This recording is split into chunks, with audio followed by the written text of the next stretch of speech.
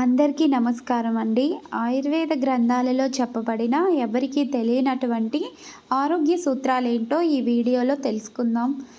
ఈ వీడియో చూసే ముందు ఛానల్ని సబ్స్క్రైబ్ చేసుకోండి. అలాగే లైక్ చేసి జై శ్రీరామ్ అని కామెంట్ చేయండి. ఆయుర్వేద గ్రంథాలలో చెప్పబడిన ఆరోగ్య సూత్రాలు అతి ముఖ్యమైనవి తెలుసుకుందాం. ప్రతి 40 రోజులకు శరీరంలో అనేక మార్పులు జరుగుతుంటాయి. అదేవిధంగా ప్రతి 28 రోజులకు మనిషి రక్తంలో మార్పులు జరుగుతాయి. పాము కుసుమం విడిచినట్లే మనిషి కూడా చర్మ కణాలను విడుస్తాడు. వాటిని మృత కణాలు అంటారు. అవి అత్యంత సూక్ష్మ రూపంలో ఉంటాయి. వీటిని గురించి ఆయుర్వేదంలో ఎప్పుడో వివరించారు. రక్తంలో మార్పు సంభవించే సమయంలో ఆ రోజంతా మగతగా ఉంటుంది. ఒళ్ళు విరగడం ఎక్కువగా జరుగుతుంది. ఇలాంటివన్నీ ఆయుర్వేద గ్రంథాలలో నిగూఢంగా ఉన్నాయి. ఉదయం సాయంత్రం సమయం నందు స్నానం ఆచరించాలి. నిత్యం శిరస్సు ముక్కు పాదముల యందు తైలమును ఉపయోగించవలెను. బ్రహ్మ ముహూర్తం నందు నిద్ర నుండి మేల్కొనవలెను. మలమూత్ర మార్గమును పాదములను ఎల్లప్పుడూ శుభ్రంగా ఉంచుకోవలెను. వెంట్రుకలు గోళ్ళు 30 రోజుల్లో 3 సార్లు తీసుకోవాలి. భయం లేకుండా ధైర్యవంతుడిగా ఉండాలి. భయం కలుగుటకే రోగములు ఉద్భవించును. అయినా భయపడకూడదు. పితృదేవతలకు పిండ ప్రదానం చేస్తూ ఉండాలి. గొడుగు తలపాగా కర్ర సహాయముగా ఉంచుకోవాలి. కొండలు సంచారం లేని ప్రదేశం నందు ఒంటరిగా ఇవి లేకుండా సంచరించకూడదు. ఆహారం అతిగా తీసుకోవడం వలన బద్ధకం శరీరం నందు సంచరించును. అనేక రోగాలు శరీరమునందు ఉద్భవించును. ఆలోచనలతో భోజనం చేయకూడదు. సకాలమునందు భోజనం చేయవలెను.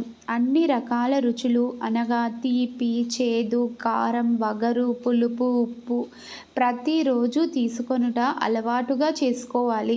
ఎల్లప్పుడూ ఒకే రుచి తీసుకోవడం బలహీనతకు కారణం అవుతుంది.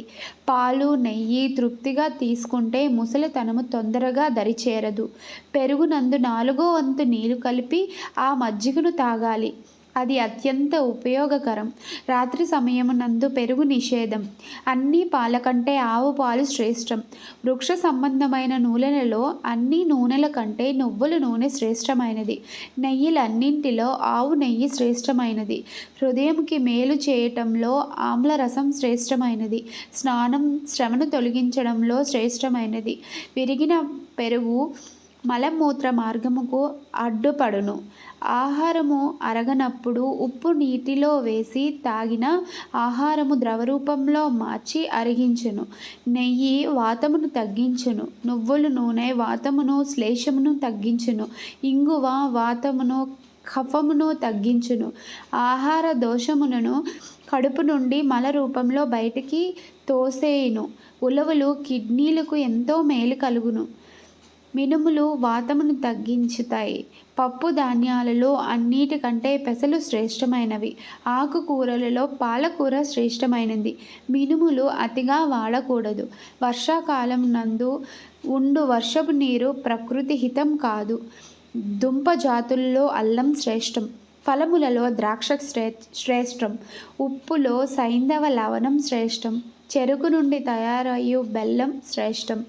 గొర్రె పాలు గొర్రె నెయ్యి వాడడం మంచిది కాదు. దుంపల యందు బంగాళదుంప అతిగా వాడకూడదు. మలమూత్ర వేగమును ఆపకూడదు.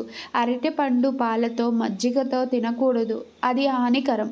నిమ్మకాయ పాలు పెరుగుతో మినపప్పుతో కూడా తినకూడదు. మద్యం వలన స్మృతి హరించును. అందుకే మద్యం తాగకూడదు. నెలసరి సమయంలో స్త్రీతో సంభోగం వలన రోగాలు సంప్రాప్తిస్తాయి. నపుంసకత్వం సంభవిస్తుంది. ఆహారం వలన శరీర భాగములు స్థిరత్వం పొందును.